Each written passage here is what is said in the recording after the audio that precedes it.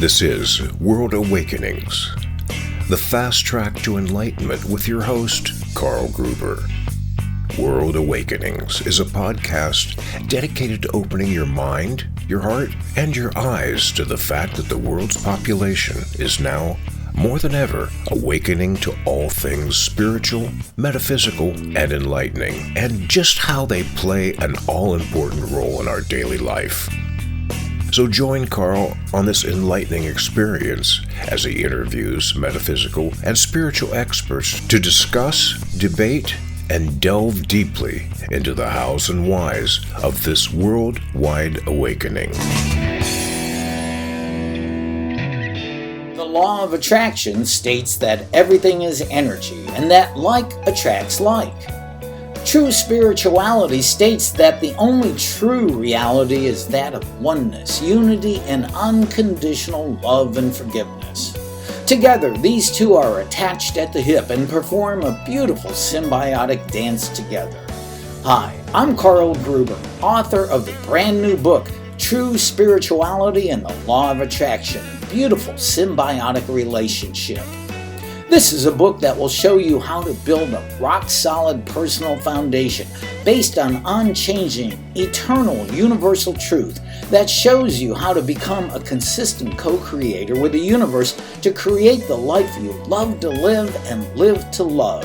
Get your copy today of my new book, True Spirituality and the Law of Attraction, a beautiful symbiotic relationship, and learn how to manifest the life you truly desire to be living. Now available as an ebook or paperback on Amazon.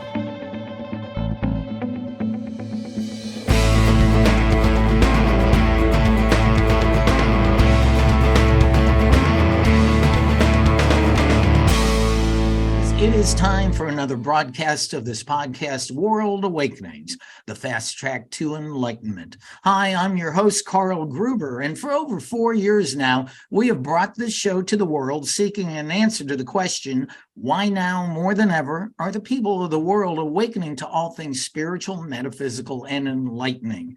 And in doing so, we have met and spoken one-on-one with some of the world's and some not of this world, master teachers, experts, authors, light beings, and light workers, ascended masters, who have helped us to understand that our world and mankind are now undergoing a huge transformation, both energetically, mentally, and physically, as we evolve to a higher level of truth, love, and oneness. Now, before we head off to meet today's guest, please take a moment to check out my new book, True Spirituality and the Law of Attraction, a beautiful symbiotic relationship in which you'll discover the path to becoming a consistent co-creator with the universe and creating the life you truly desire to live and have. It's now available as an ebook or paperback on Amazon. Just click that link below. All right, let's check in with our featured guest today, and that is Jennifer Rurka. She is a perception facilitator and yoga instructor who offers individuals and couples tools and techniques to explore their paths by connecting to their inner world to help heal, transform, and find balance to possibly overcome trauma and live a more fulfilling and purposeful life. And Lord knows the world needs that. She is also the author of the book, Soul Center, the See It Through method to take control of your emotions, heal your past, and live a soulful life, which is about a journey of awakening, acceptance, and transformation. Her See It Through method offers a well-considered structured of moving beyond resisting feelings and your soul mission toward greater hope and healing. So, Jennifer, welcome to the show. This is so cool that to have you on the show. Thanks, Carl. I'm excited to be here. Really excited. Yeah, this is great. And first of all, important stuff that I should have asked earlier. Did I pronounce your last name right? Rurka? Yeah, it's Rurka. I still have a hard time pronouncing it, but yeah. Evidently, that's not your maiden name, right? No.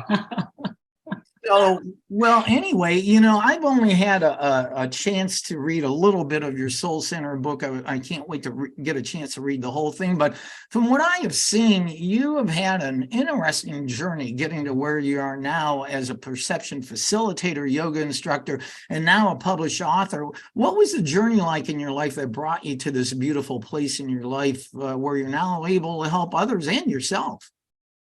Well, you know what? I was actually think it's interesting because the more interviews I'm doing, the more I'm actually revealing about just my own memory bank. Sometimes I'm not going back to recollect a lot of things, but even today I was thinking, man, it was about 14 years ago when I really started to begin shifting into, I guess, a more conscious lifestyle. That's when I got into facilitating yoga, and which really took me on a whole other journey of self-exploration and led me to go all across the world and meet with people I found interesting, not to do what they do or come back and teach what they teach, but more so to go to them because I knew they were going to help me to peel back some of my underlayers and become more vulnerable and expose, a lot of my own inner knowings and things that had happened to me several years before that when I had an epiphany in 2005. So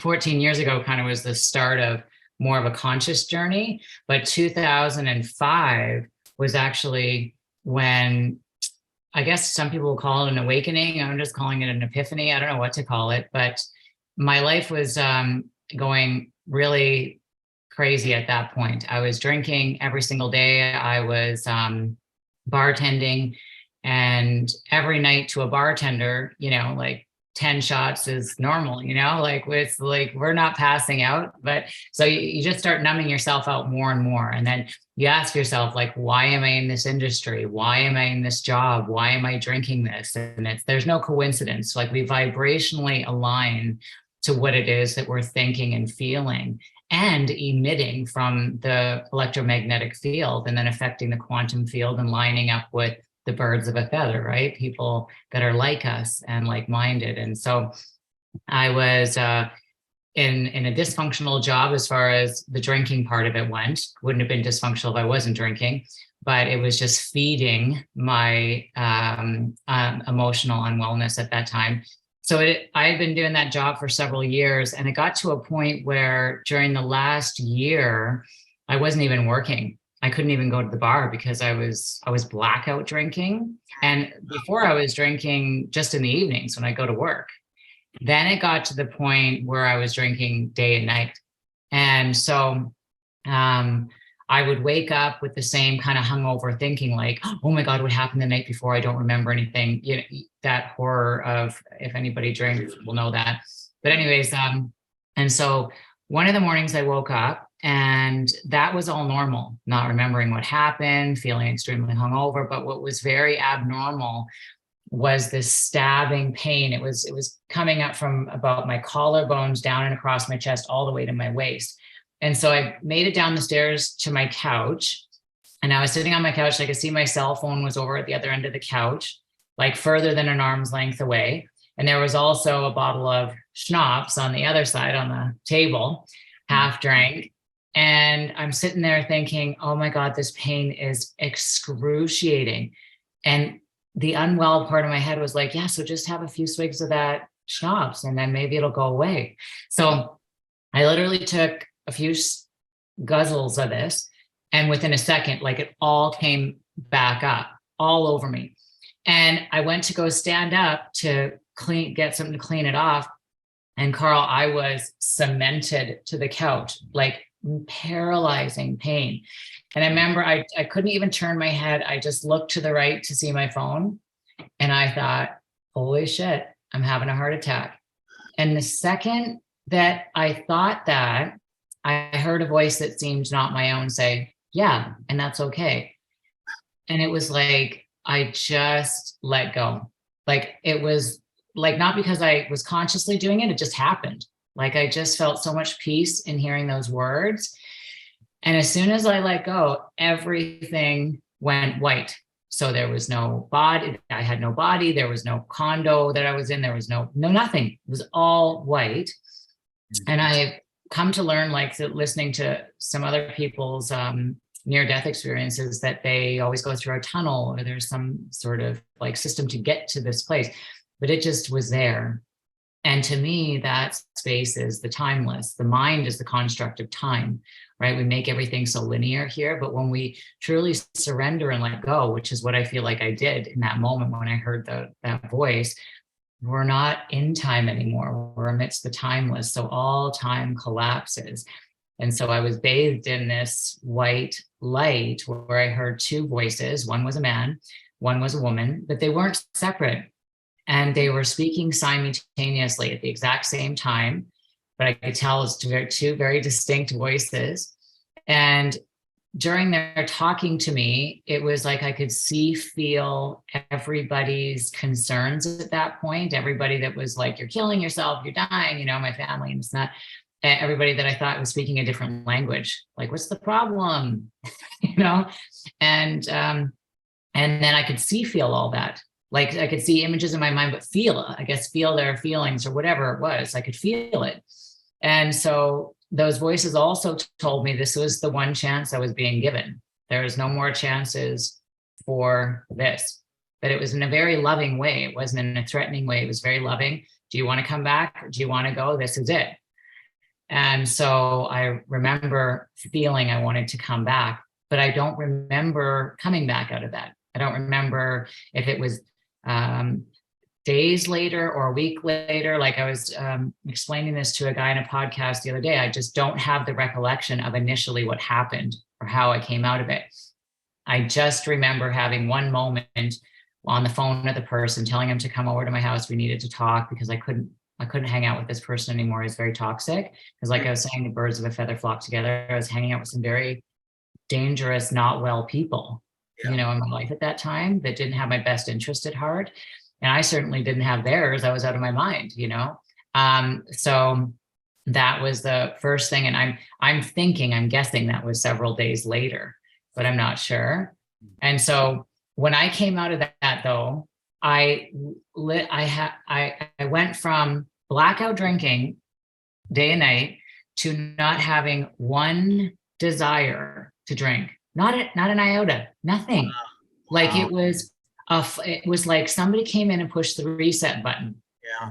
And I felt for the first, like everything started to change. Like it was just like my, a friend of mine would say, I had a lot of guy friends. I was a tomboy, would make a really snide remark that was kind of chauvinistic. And I would there was no toleration with anything anymore. There was in the sense of like where I was going and where I was not anymore, not like I was in a better place than them. I was just now at a different frequency.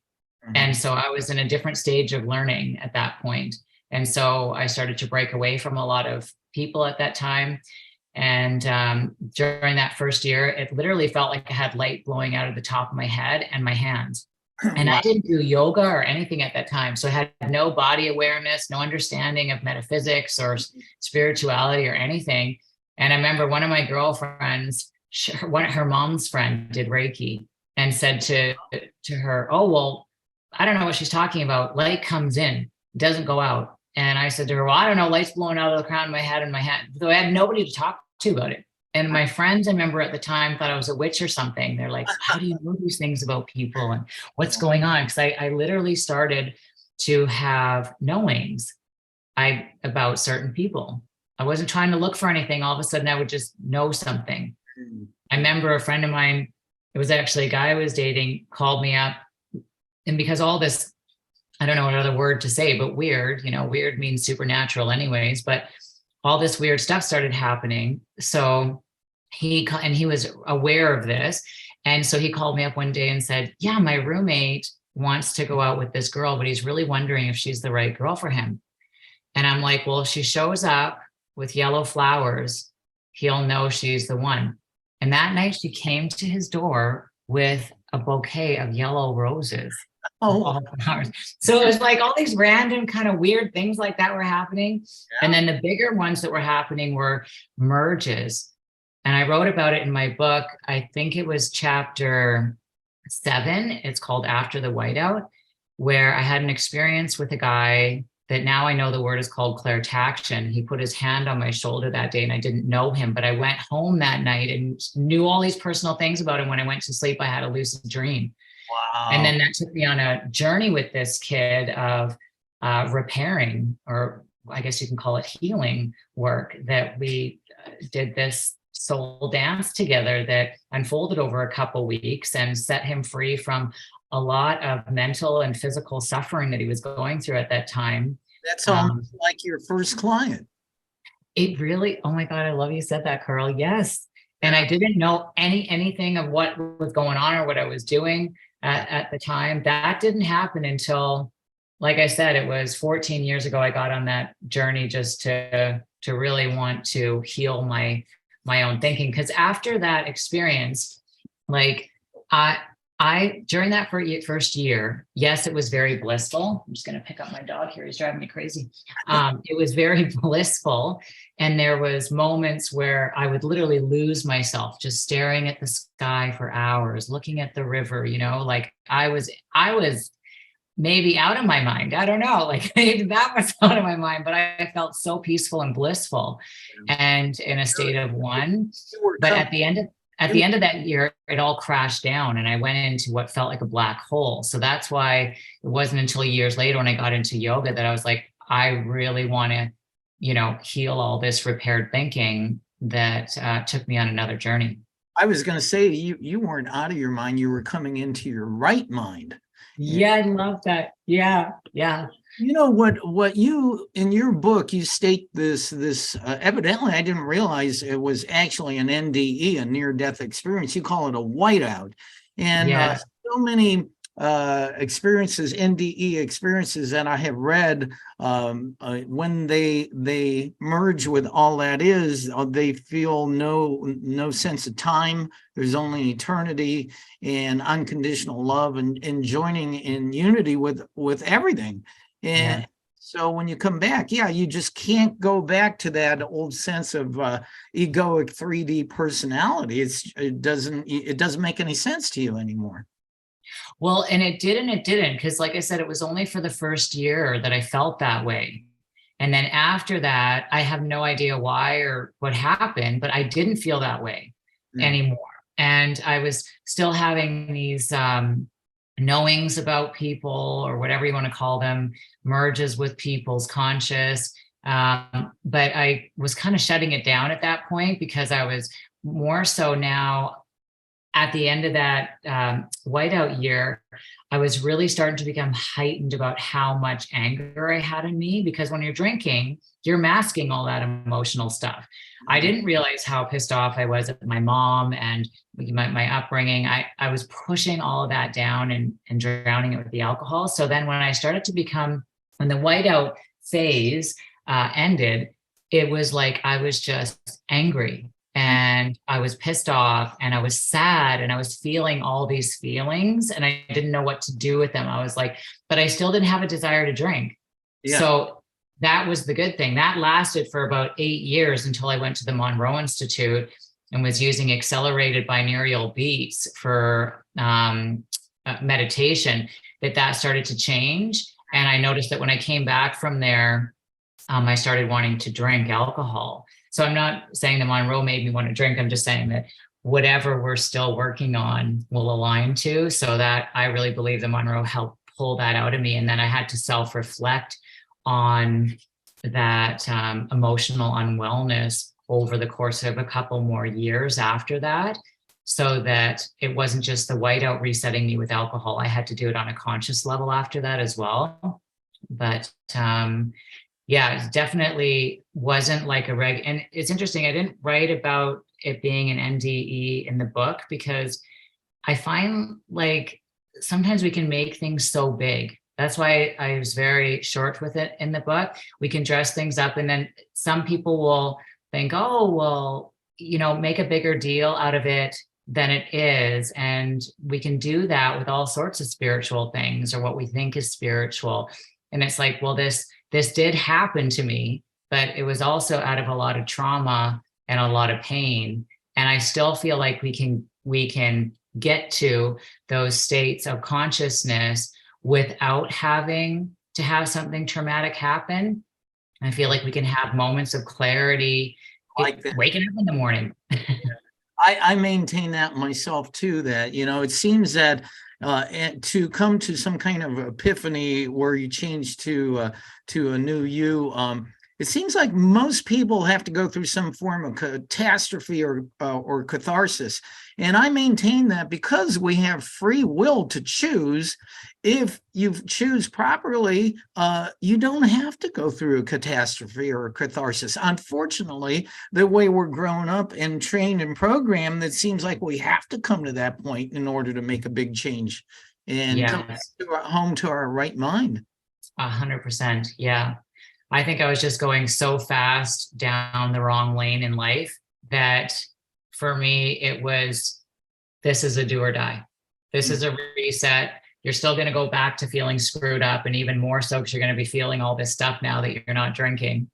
But then you're going to be able to find your way through it with this reset, with this foundation that we're going to give you. And when I say we, I mean the divine feminine masculine, but not separate. That's what God is to me, that I learned in the whiteout, was the divine feminine, divine masculine in one state. That's why they were speaking simultaneously. Exactly. I was going to say that. Yeah, that's a beautiful analogy. Yeah. Well, I'd like to find out, how did yoga come into your life? Because I know that can play a big part in pulling yourself into a centered peace of mind and other things like that.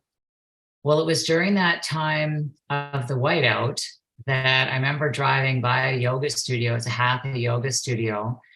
And I thought, I'm going to go in there and buy a membership. And I walked in and bought a membership. And she goes, oh, you want to buy a drop-in? I go, no, I'm going to buy the month.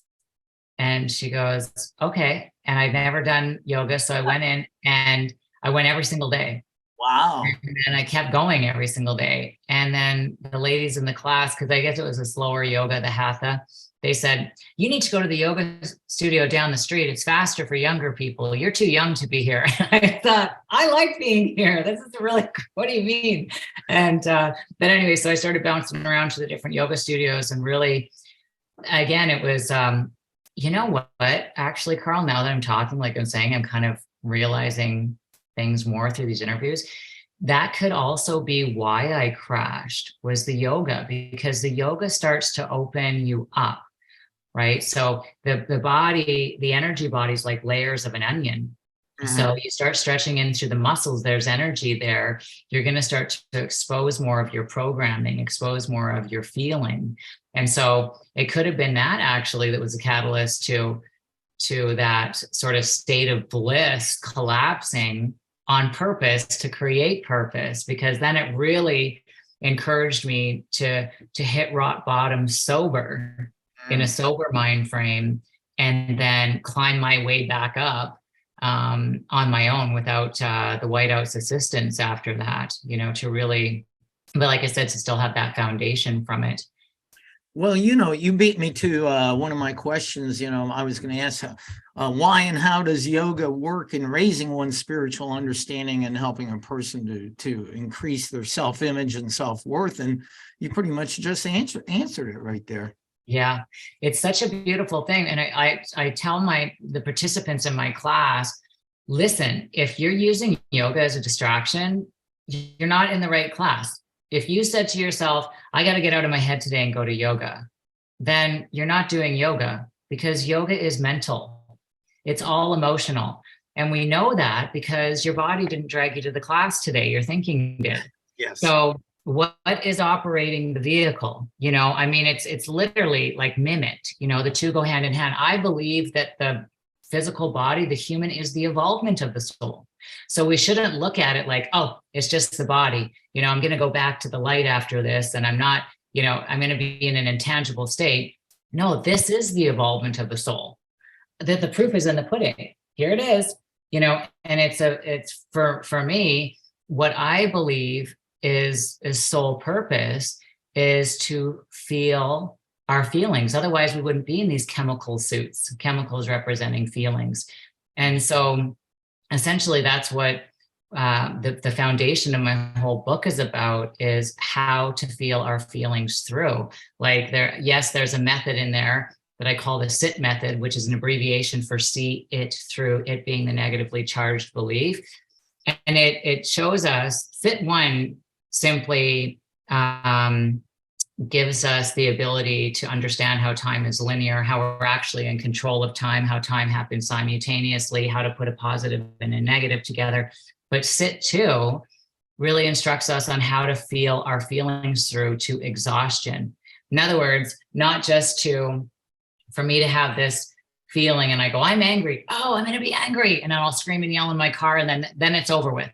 No, that's stunting the emotion. That's actually adding fuel to the fire. So to feel a feeling through to exhaustion means the feeling has to tell its story through you. And so an example of that was when my dog died, who I dedicated the book to, which was my other little Yorkie. She passed away. One evening I got up and I was so exhausted of being exhausted. And I was just so angry because when I lost her, Carl, I would wake up in panic attacks daily for about 10 months. It was going on literally panic attacks day and night because of the grief. I was in so much grief. To me, she was like losing the love of my life, my daughter to me. She was my soulmate. And so I was going through all this panic. So that night when I got up, this is months and months and months after losing her, I was so freaking angry because I'm like, I'm never going to sleep. I'm so pissed off. And then I was like, well, what does that sound like? What does that move like? And I was like, what does that sound like? I'm having a conversation with myself. So I started writing it down. Like, what does that sound like? And then I made a fake baby sound. And as soon as I did that, it was like the lid popped off. And all of a sudden I started crying and crying and crying uncontrollably. And as I cried and cried harder, I just lost track of time. I let myself go completely into it to the point where here I am last year. So the year before now, 2021, I'm in 2021 on my couch. And yet as I'm crying and letting myself fully feel that emotion that day, all of a sudden I'm in 1980 something. I'm between 1 and 3, holding the bars, standing in my crib, screaming at the top of my lungs, somebody pick me up, somebody pick me up. I'm so cold. Can't somebody hear me? And I'm freaking out. And I'm like, my skin hurts. And I'm literally reliving this traumatic to me as a baby experience of nobody being in the room, me being alone. It was very traumatic. Anyways, and I kept crying and crying and crying to the point where I don't know how long this was happening. And I knew that feeling had exhausted me because at the end of it, I was lying in the fetal position, which is not where I started. I don't even remember lying in the fetal position. And I was lying there and I was rocking. My feet were on the other end of the couch and I was pushing on them to rock. And my eyes were all pooled. And I was like, oh, what am I doing? Oh, I'm rocking. And then I was like, oh my gosh, all these tears. It almost felt foreign because I was like, what's on my face? And then I realized I was so calm and so peaceful. And that's when the S.I.T method part 2 was born. So I had been writing this book for several years in a lot of different ways. And then the whole book got transformed after that. Every chapter was redone and completely gutted. And then that was added in. And the foundation of the whole book was built off of that. And it was from that moment forward that I started to feel my feelings through, that the panic stopped, the anxiety stopped, that feelings of being rejected. I mean, I would hit everything. I come home from work and somebody would look at me the wrong way, or I think I said something wrong, and I go into insecurity and rejection, and I do a S.I.T, right? A see it through over that. And the more I would go into that feeling, the more that would be exposed from other time zones. And so that's why the S.I.T method shows us how all time is happening simultaneously. I was on my couch that day, feeling frustrated from being tired in that moment. And because I fully allowed myself to grant access to it, my brain opened up and gated an experience from the early 80s that I was now living in that exact same time zone. They were happening together. And so it's like, if we allow ourselves to feel what we're feeling today fully, we can rewrite our past today. So the past isn't something that we can never get back to. It's like it's back behind us. We can't go back there. Anytime you feel powerless today, it's because the past is overriding you. It's because you're being operated. You're being run by your programming.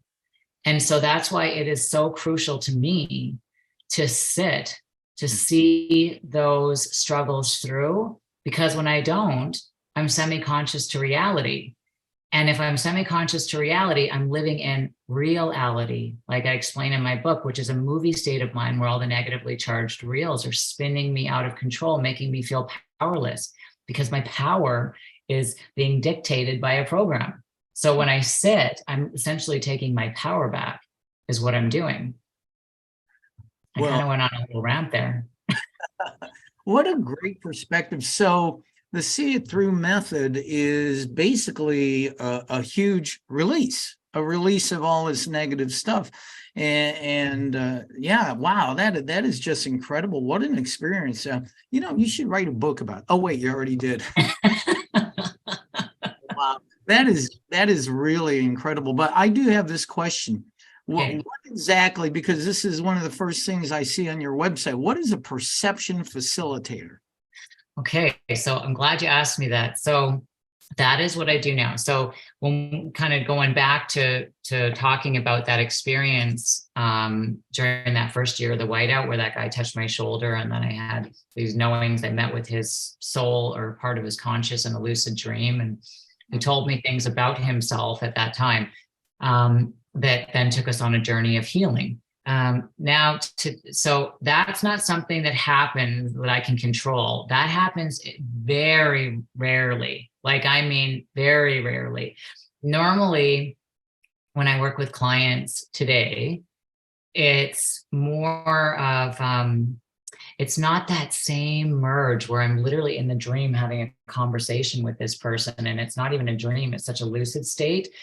It's more just of a knowing. And then sometimes it's more of a guessing. So in other words, clients will come to me and say, this is what I want you to work on. I'll tell them to write me a list. Okay, so they have anxiety, then they have stress, then they have digestion issues. Then some people come to me for Lyme's disease. Some people come to me for cancer. I have a lot of people that are coming to me lately with a lot of autoimmune disorders and stuff. So whatever it is that they're coming to me for, these are essentially all what I believe are programs running the body. So it's like when we don't see our pain through today, our programming operates us, it runs us. So anxiety, like when I was having panic attacks over my dog Abby's death, that was running me. Before the SIT method was born, part 2, I was literally I felt out of control from these panic attacks. They were fully operating me, and I was the victim to them, just waiting for them to end. Like I was just so exhausted. End, please, please, please. I would say every day. It just dying to get them over with. So when clients come to me, I essentially stall their programming. And the way that I do that, I realized when I was that experience with the whiteout afterwards, when this guy, I think I called him John. I didn't want to use his real name. I think I called him John in the book. When John came to me and in the dream, and then I called him the next day and told him this information. I had to. It was so real. Mm-hmm. And he was blown away and said to me, how the hell do you know all this stuff? Only my immediate family knows these very, very, very personal details about how he was self-masochizing or inflicting, cutting all this pain stuff to his body and everything, and really bad depression. Anyway, so what I found though, is I said to him, I have no idea how I'm supposed to help you. I have literally no idea, John. I have no idea why this is happening, but I do know that it happened. And I made a promise in that lucid dream that I'm going to help you. And so that's when he ended up coming over to my house, and we would just sit down and talk sometimes. And so that's essentially what I do with a lot of clients now, is I listen to them talk. But what I didn't know I was doing then is I'm listening to the programming that's running them that they're not aware of. So we get caught in our own filtered lenses. That's why I traveled the whole world, and I still go see different energy workers and mediums and whatever, because I'm on the same journey. I still need my help from other people too in other ways, right? So when our programming is running us, we're kind of caught under its lens. We're hypnotized by it. And so until somebody that's not caught in that filtered lens comes along and says, aha, I see the programming, I see what's operating you, which is essentially what I do with clients, then I go in and install that programming. And I do it amidst the cellular memory of the whiteout. So I sit and meditate in the mornings, sometimes in the evenings, sometimes in the midday if somebody calls me with an urgency. But essentially, I come and install those programs. So I see the program spinning to the right. Okay, so anxiety spinning to the right, it's winding you up. No wonder you feel wound up. No wonder you feel powerless, right? It's winding you up. So when I come and install that program, it's like putting a wrench in the wheel. And, initially gives it a bit of a kick up, then it will start spinning to the left, which is why after just a few days of me working on anxiety, for example, people will feel unwound. The anxiety will start coming down. They'll just start feeling more calm.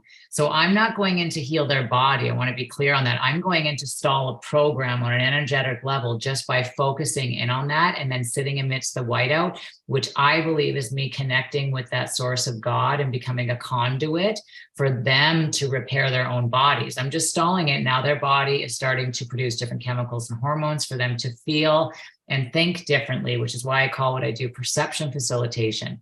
Because when the programs aren't running us, our perception literally changes. So I'm not changing their thinking. They change their minds when the programs aren't running them, so to speak.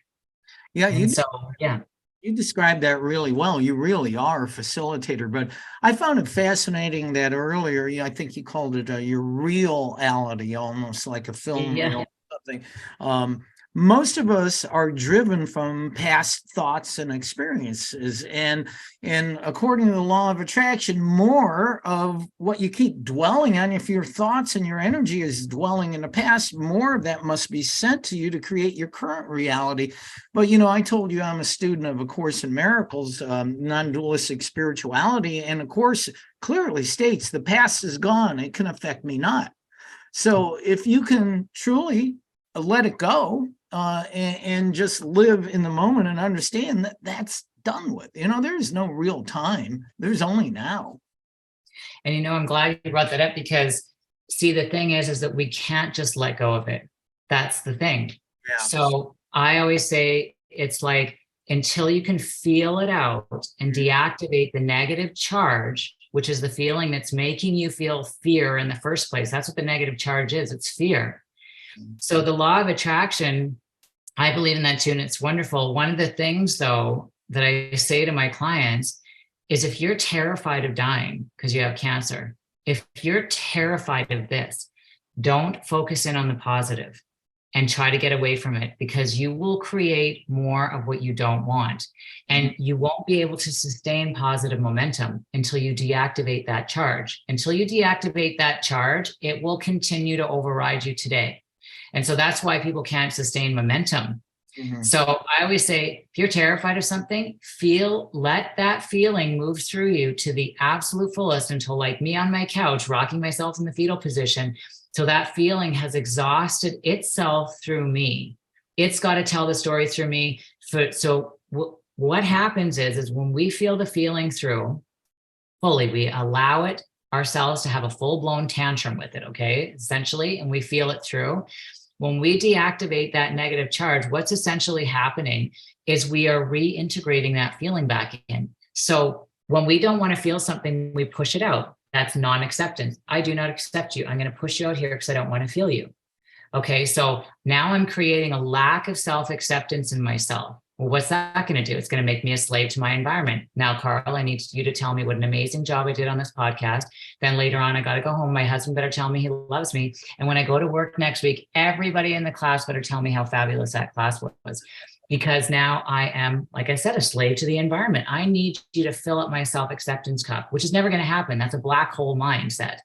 So until we accept all of our feelings, which is essentially what the S.I.T method and the entire book helps us to want to do, because chapter by chapter, it makes us less ignorant because it exposes our programming.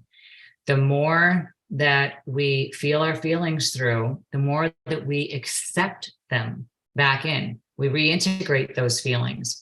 So it's like welcoming our children back in.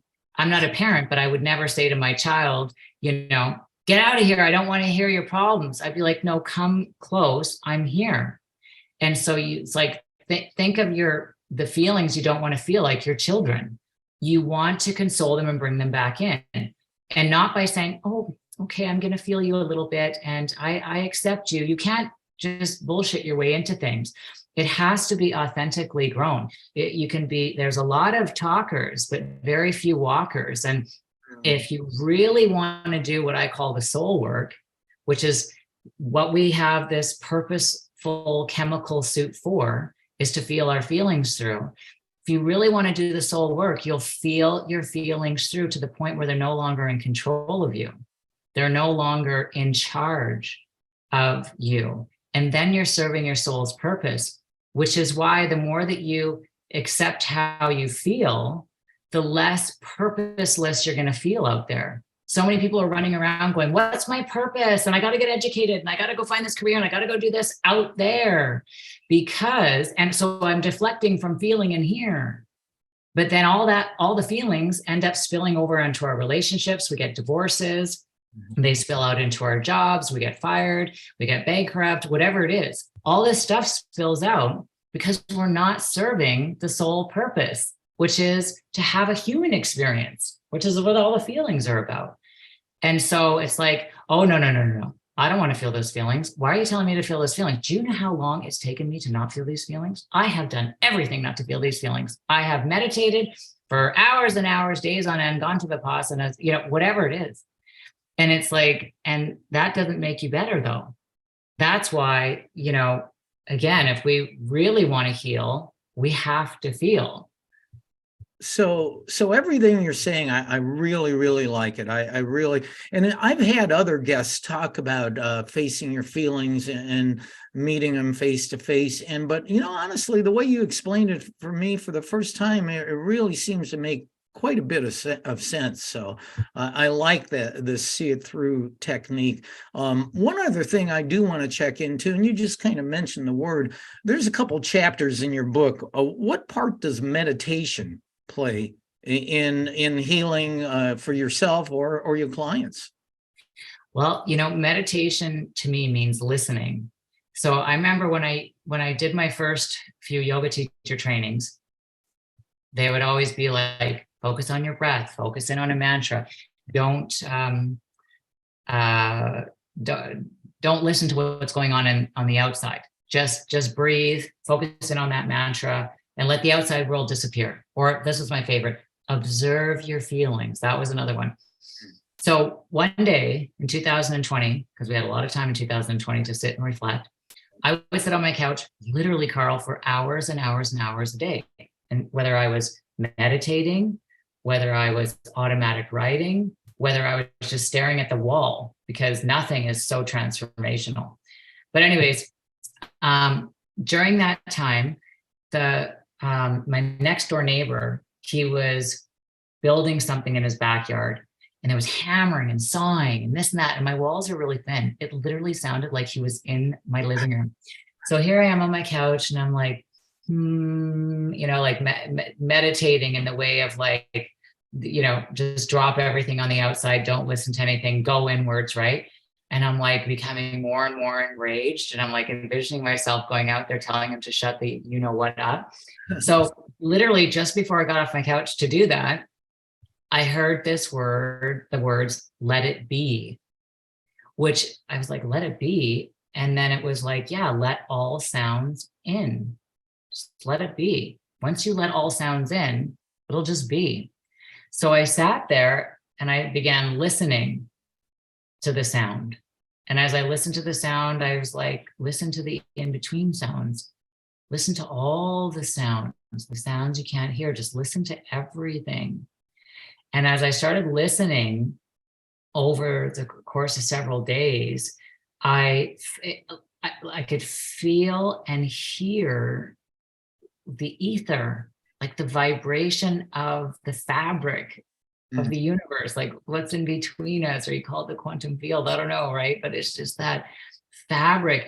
It was like this pulling apart, like, you fold a book back into its spine, like it just felt like everything kept unfolding. And I realized, oh my God, when I listen to the outside, that is going in.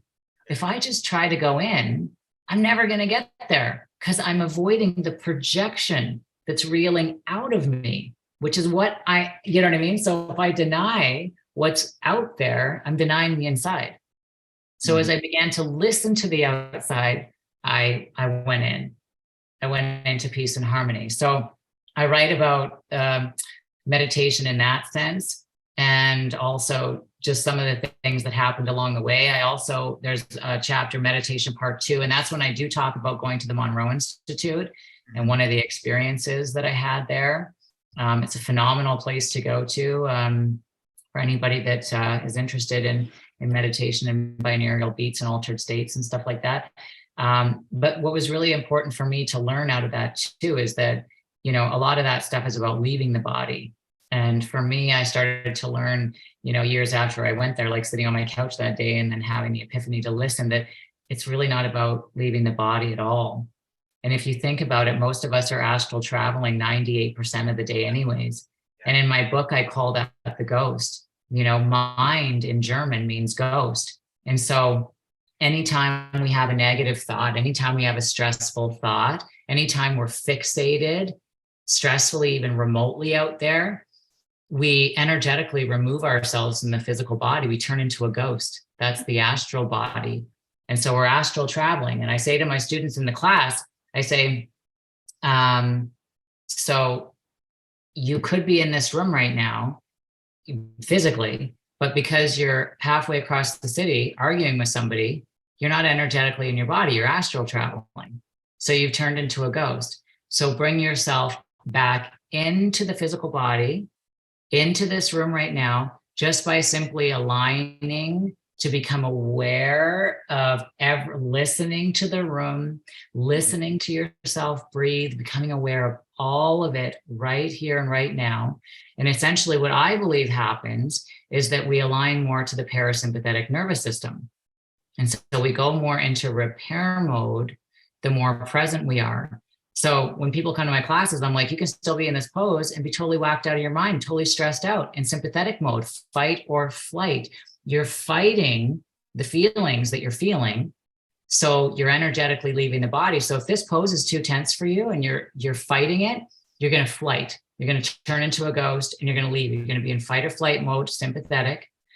But the second that you bring yourself back and allow yourself to feel the feelings that are physically, the physical sensations and the emotional conversations that are being triggered by way of those physical sensations, allow yourself to feel all of it and be present with the entire room. Then we start to shift more into parasympathetic. Now you're actually in the pose repairing. Before you were just holding a pose, pretending to be strong and flexible. Now you're creating mental strength and flexibility, which, as the reminder, like I said earlier, is what is essentially going to be mimicked by the physical body anyways. So what would you rather have, mental flexibility and strength or physical? It has to be downloaded first on a mental level. So anytime that we're doing physical work or a workout like that, it's so important to become cognizant of what astral traveling really is and being in the body really is. And so for me, like that astral traveling isn't something that's necessarily spiritual, like a lot of the spiritual community believes. Like, oh, astral traveling is so spiritual. If I meditate long enough, I'll be able to leave my body. Well, why the hell would you want to do that? Isn't the physical body the evolvement of the soul? Don't we interdimensionally travel the more in body we go? Yes, we do. And so just to recognize that the astral traveling is what takes us further away from our longevity and vitality and repair mode and our sense of well-being and clarity and ability to see reality versus reality. I just want to remind our viewers and listeners, we're speaking with Jennifer Rurka, Canada's own, and I'll tell you what, this is just awesome. A perception facilitator, yoga instructor, author. There's some really deep stuff that you're diving into here. I'm going to, when this show is over, I'm going to have to go back and review it so that I can catch up on some things. It'll be like reading a book and highlighting sentences as I go through here, because you're saying some beautiful, incredible stuff. And I really, really like everything you're talking about, but we're going to wind up here in a little bit. So I really want to find out, how did your book, Soul Center, the See It Through method to take control of your emotions, heal your past, and live a soulful life come about? Was it just a buildup of everything you learned that you needed to release? Well, like during that time when Abby passed away, my dog, that's when the S.I.T method was born, part 2. And it was just the year before the S.I.T method part 1 was born. So I had already started writing that. And then years prior, like I'd written about 8 manuscripts, but never had any of them published.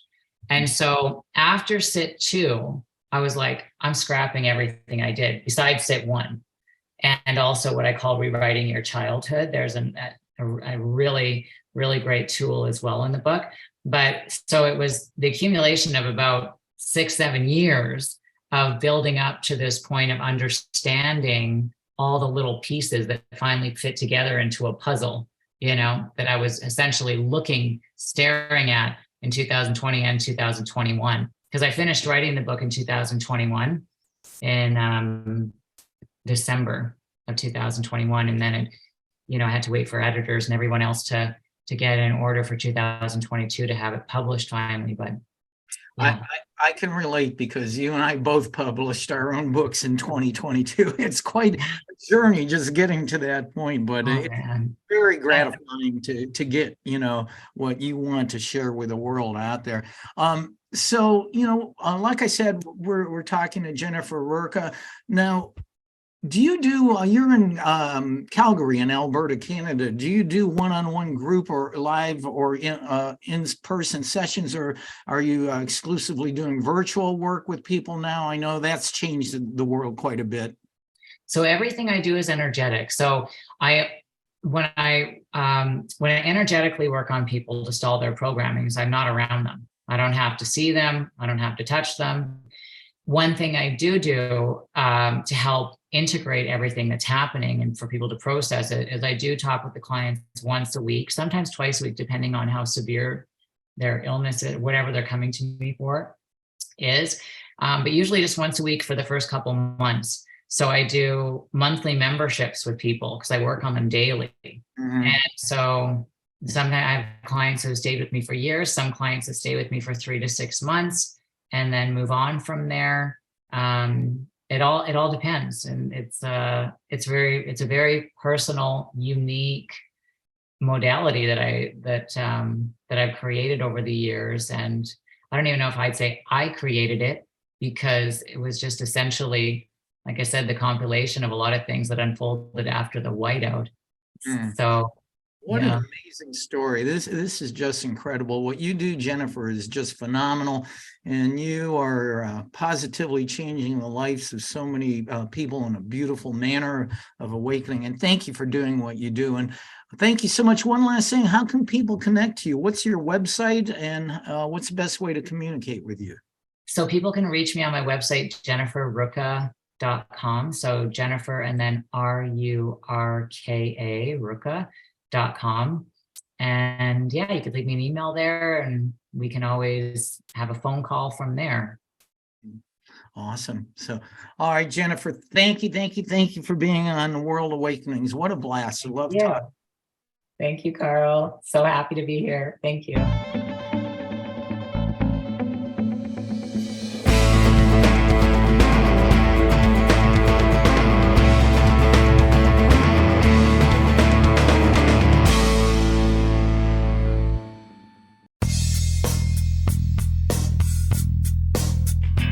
This has been another episode of World Awakenings, the fast track to enlightenment with host Carl Gruber, a certified law of attraction life coach.